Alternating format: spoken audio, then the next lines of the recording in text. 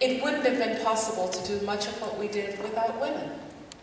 Certainly in the Civil War, without women. In World War I, in World War II, in Korea, in Vietnam, in Gulf War I, and now in the War on Terror, not possible. War on Terror, not possible without women.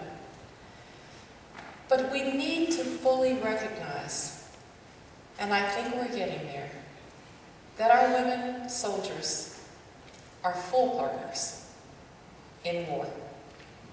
You see, in modern times, there is no such thing as the front.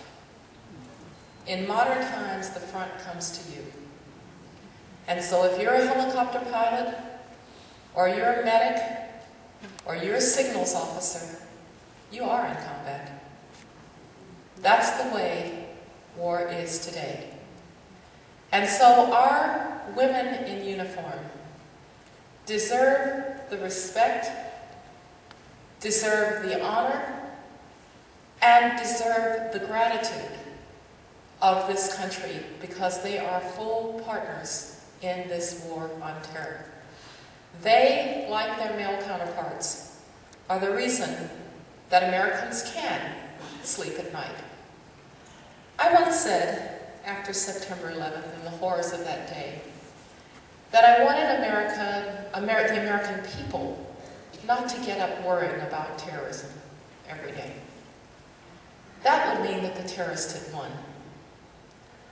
I wanted the American people to be able to go on about their daily lives, to educate their kids, to go to their football games, to go to their churches, to go to their jobs, to do all of those things that we associate with our great freedoms in America.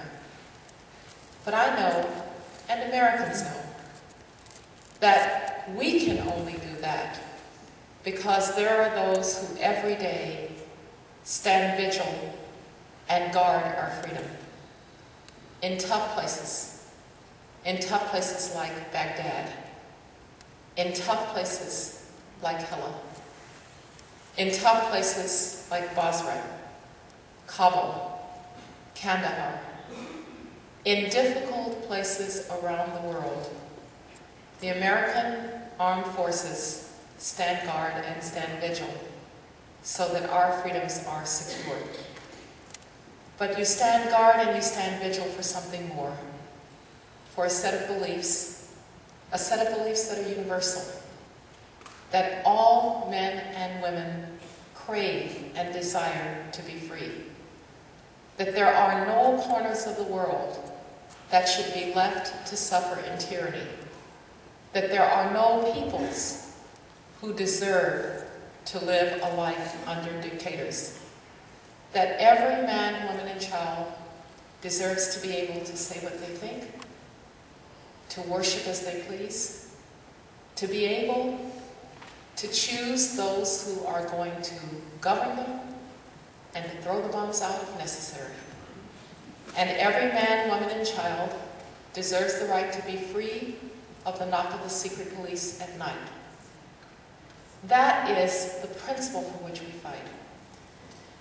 It is done so with great sacrifice, and none have sacrificed more than the Third ID. I know that there are those who just several years ago perhaps would have sat among you, who lost their lives in the far reaches of the Middle East after September 11th. I know, too, that there are family members who sit here today, perhaps a little wary of the next deployment that I know is coming in the fall. And so we are grateful not just for the sacrifice, but for the support that the families give to our men and women in uniform. I had lunch with some of the soldiers today, and we talked about children that will be left behind, maybe a football game that will be missed, or piano recitals that will be missed, and those are days that can never be made up. But it is in a noble cause. It is in the cause of security for America.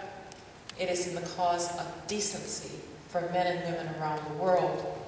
It is in the honorable cause of democracy. Thank you very, very much.